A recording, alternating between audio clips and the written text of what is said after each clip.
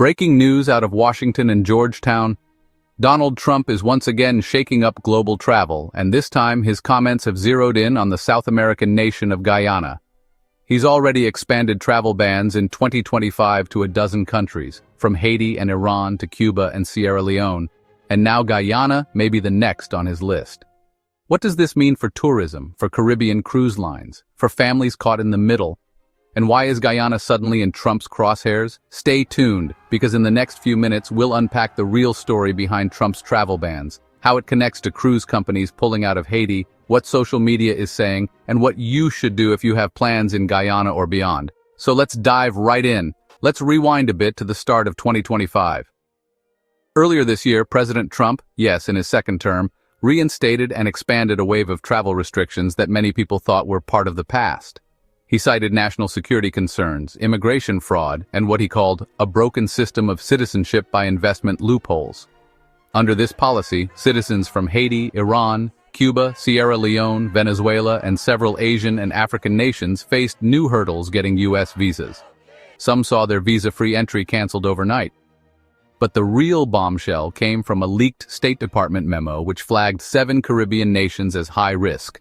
That list included Antigua and Barbuda, Dominica, Grenada, St. Kitts and Nevis, St. Lucia, St. Vincent, and the Grenadines and Barbados. Now, why those countries? Well, they all run popular citizenship by investment programs, also called CBIs. Basically, wealthy investors can buy passports or residency there, and Trump has repeatedly claimed those programs could be exploited by bad actors. In his words, "We're not going to let dangerous people just purchase a passport in some island nation and then walk right into our country." So it's not just about terrorism or crime, it's about mobility loopholes that let people bypass stricter immigration checks.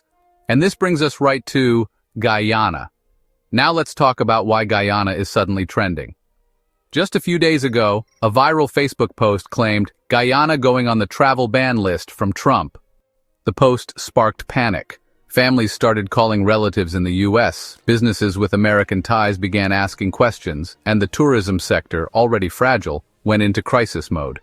What's fueling the rumor? Well, Guyana has recently been in the spotlight for booming oil wealth and a new citizenship by investment program. It's an emerging economy with a growing number of wealthy investors buying residency. For Trump's administration, that combination, CBI programs and increased South American migration, apparently raised red flags. And here's the kicker.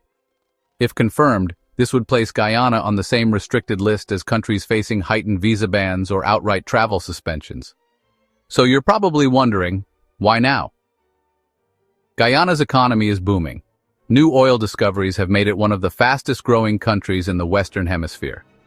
That growth has attracted foreign investors, and some of them are exactly the kind of high-net-worth migrants Trump says could pose a security risk. Add to that a rise in overland migration routes. Many travelers from the Caribbean and South America reach the U.S. through Central America and Mexico, often entering without visas. Trump has said at rallies, "We're not going to allow open border situations from South America. We're bringing back strong vetting, the strongest in the world." This mirrors what happened to Guyana's Caribbean neighbors. Earlier in the year, Trump flagged Antigua, Dominica, and Grenada. Analysts noted it wasn't about tourism, it was about these nations selling golden passports. And the same concerns now swirl around Georgetown. So for Trump's administration, Guyana represents a double risk: a fast-changing economy with new passport programs, plus growing migration flows. And this is exactly how Haiti's trouble started. Remember what happened just a few months ago with Haiti? The U.S. State Department issued a Level 4 Do Not Travel advisory, citing kidnappings, armed crime, gang violence, even terrorism threats. Almost immediately, Royal Caribbean stopped visiting its private resort Labadee. Now here's the ironic twist. Passengers loved Labadee. They called it a safe paradise, a highlight of their Caribbean trip. But because the U.S. travel warning applied to the entire country, the cruise line couldn't risk it. Trump himself defended that move, saying, "We're not going to send Americans into danger zones." Fast forward to Guyana, same risk model.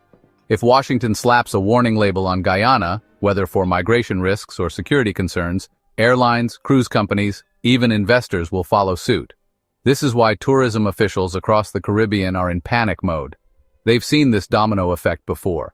So what has Trump actually said about Guyana?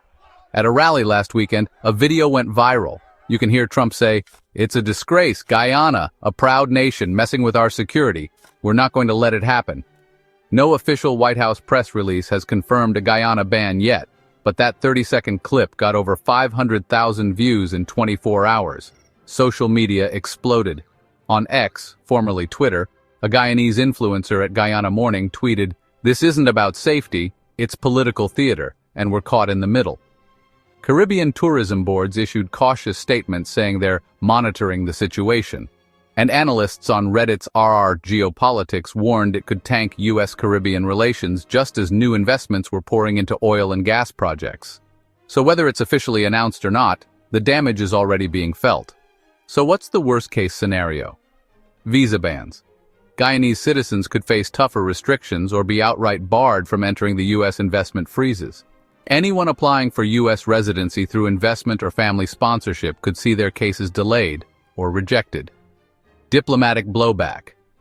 Guyana could retaliate with reciprocal visa rules for Americans or impose new regulations on U.S. businesses operating there. And of course, families with ties on both sides of the border, already stressed, would have to scramble for alternative travel routes. The tourism sector would take the biggest hit. Cruise lines might pivot away, airlines could cut routes, and the diaspora economy, money sent back home from Guyanese living in the U.S., could see disruptions. And here's the bigger picture. Guyana might just be the beginning. Analysts predict Trump's next wave of bans could target 30 or more countries, many flagged in that same leaked State Department memo. So what we're seeing is the start of a new era some are calling visa whiplash. One month a country is safe, the next month it's on a restricted list.